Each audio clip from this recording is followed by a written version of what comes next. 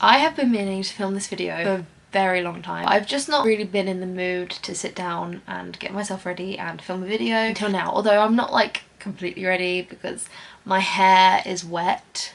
Just got out the shower. I've done very minimal makeup and I'm basically a mess, but that's reality. To be honest, that is absolutely reality.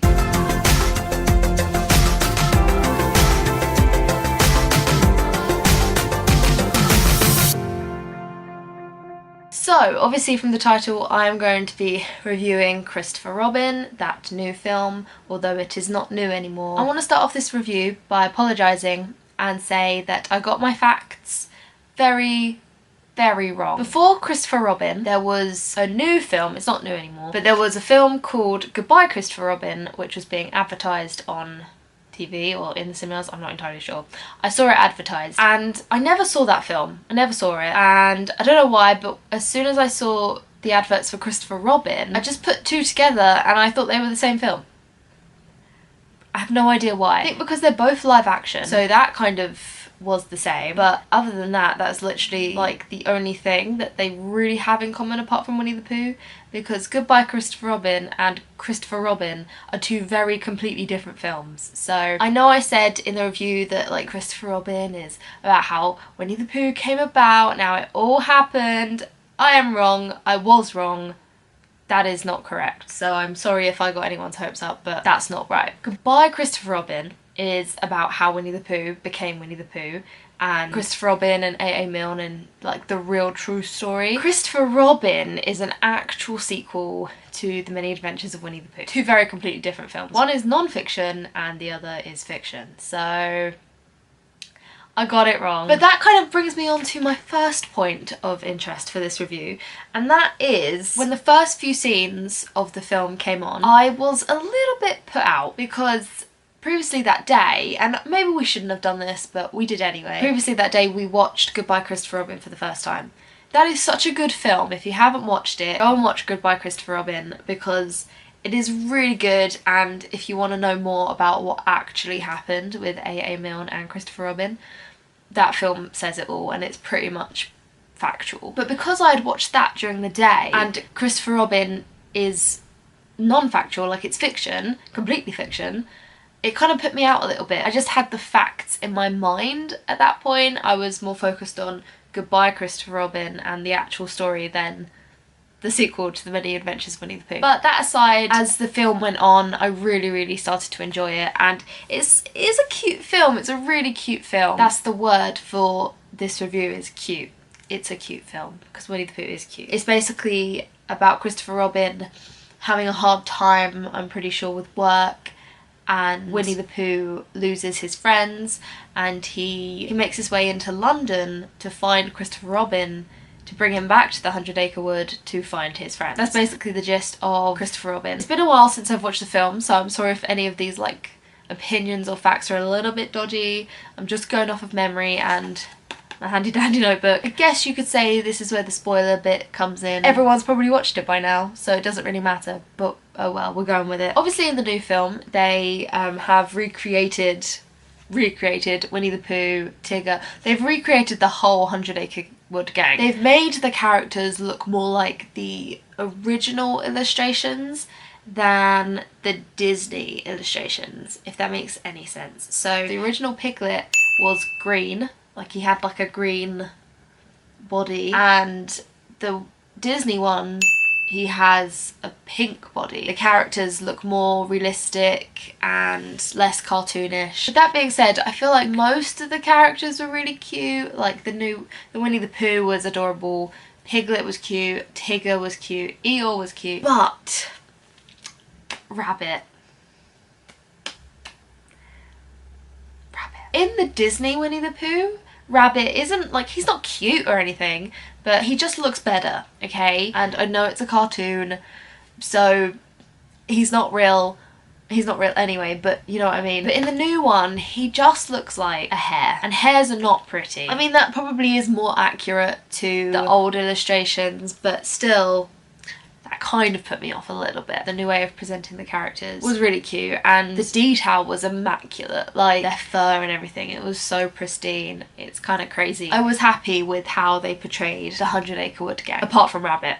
I have problems with that. Christopher Robin, on the other hand, at the beginning of the film, he's like very stressed and he's strict on his daughter, and you know, he's like, she loves to learn, and it's like, no one loves to learn, okay? All she wants to do is play, but you don't realise that. So yeah, Christopher Robin is a little bit mean to begin with, and when he first sees Pooh and he takes him back to the 100 Acre Wood, he gets very angry and cross with Winnie the Pooh, and I didn't like him in that moment in time. And then obviously as the film progressed, he found his childhood again, and he became a lot happier, a lot nicer, and by the end of the film he solved everything and he resolved everything. So obviously one of my favourite characters is Winnie the Pooh. Like, from this film, Winnie the Pooh is one of the best characters. And Winnie the Pooh is such a child. He is like one of those children that you see in the supermarket that just want everything and they don't understand why you can't have it. You know, he just acts like a child and it's so funny. And my second favourite character in this movie has to be Eeyore, because he is so relatable, it's kind of ridiculous. Eeyore anyway is depressing, and he's, you know, very down on himself, and, you know, thanks for noticing me, all of that stuff. But in this new movie, oh, he takes it to another level, honestly. So, going back to the original, like, The Many Adventures of Winnie the Pooh film, there are obviously songs in it, because Disney, most of the time, has songs in their films. In The Many Adventures of Winnie the Pooh, there's more than 2 songs, I'm pretty sure, but these are the only 2 that are in the second movie. There might be more, but off the top of my head, these are the ones that I remember. There's the classic Tigger song. That's the wonderful thing about Tigger is Tigger's a wonderful thing. That song. That is in the new movie, which as soon as he started singing it, I was like, oh my gosh, I love it. He's so cute. And another thing that I don't know if many people will know this, probably. They probably will. In the first movie, Winnie the Pooh, when he gets up in the morning, he looks in the mirror and he goes, when I up, down, touch the ground, it puts me in the mood. Up, down, touch the ground, in the mood for food. That's what he sings. That wasn't very tuneful. I can sing better than that, but I'm not going to right now. But he sings that song in the second movie in the same sort of way. Like, he gets up in the morning and he looks in the mirror and he sings that song, and I nearly cried. Like, I was freaking out when he did that, because that is my favourite part of The Many Adventures of Winnie the Pooh. I like that they've done that. I like that they have interpreted those songs into the movie, and it's not unnatural either. So one of the things that me and my mum, who watched the film with me, we found out after watching the film, was that most of the things that happened in the second film happened in the Winnie the Pooh stories. Can't remember off the top of my head what like stories are actually in the new one, but there are 2 that I remember, and one of them is in the original. Pooh and Piglet are on the hunt for heffalumps, I'm pretty sure,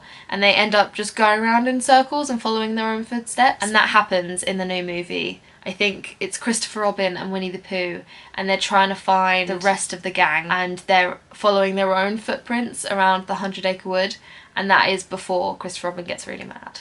So that's one of them. And another one, if you don't remember this happening in the first movie, then you can't call yourself a Winnie the Pooh fan. In the first movie, Pooh gets stuck in Rabbit's hole and they have to like push him out and everything. Well, in the new one, it's a little bit different, but Christopher Robin gets stuck in the tree on his way into the 100 Acre Wood, I'm pretty sure. He has to like push himself out, or it's Winnie the Pooh gets stuck and he has to push him through. I remember someone getting stuck in a tree, and that is the same in the first movie. So, but there are loads more other stories, and you can actually find them on IMDb apparently. My mum told me that, so if there isn't, she's wrong and I'm not. Location wise, where they filmed, my mum looked this up, and actually they filmed some of the wood scenes in the actual 100 Acre Wood, which isn't called that, it's called the Ashdown Forest, but they did film there, which is kind of cool. And I think, you know, because the forest is still there and you can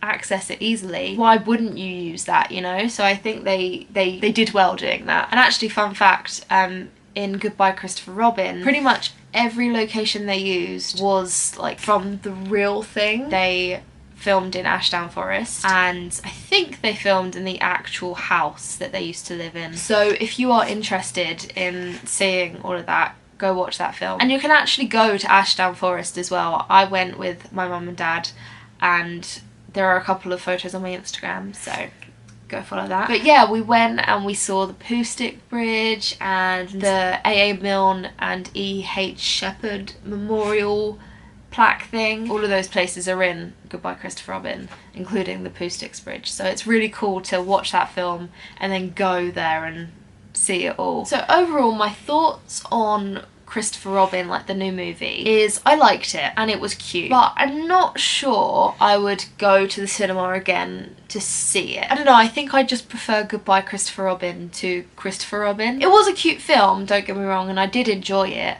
but I just prefer Goodbye Christopher Robin, honestly. The pace of the film as well is a little bit slow. I feel like it took a while to actually get into the story. I actually said coming out of the movie that I felt like it was more suited for kids, and my mum said the complete opposite. She said, no, I think it was more suited for adults. There was obviously adult humour, as you usually get in Disney films. Also, the pace of it was slow, so the kids would just lose interest. I feel like there wasn't much of a climactic point where it was intense. My overall thoughts are that it's a good film. It's shot really nicely, the animation is amazing, and it's a cute story, but I think I had more expectations going into it. I don't know, I wasn't blown away. I don't know.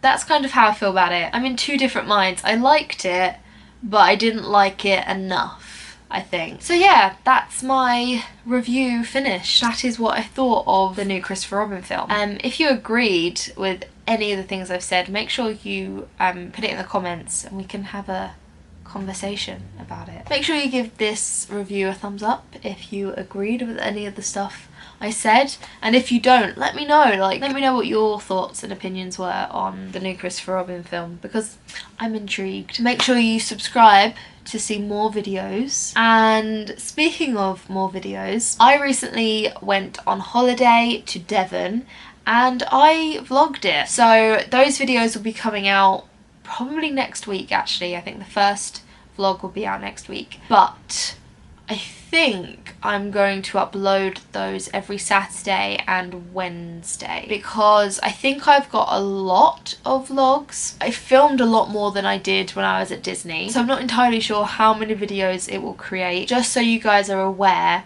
there might be a video coming out on Wednesday as well. So I'll probably upload on Saturday and then the following Wednesday, and that will be my schedule until all of the vlogs are finished. But that might not happen, it might be every Saturday instead. But yeah, just so you guys are aware, just so you know. As I said earlier, make sure you follow me on any social media thing. The links are down below. So yeah, make sure you follow me on social media and subscribe and thumbs up and all of those good stuff. So yeah, I'm sorry for looking like such a mess today, but that is, I'm okay with it, so I hope you guys are too. And I shall see you next week with a Devon vlog, hopefully. See you later.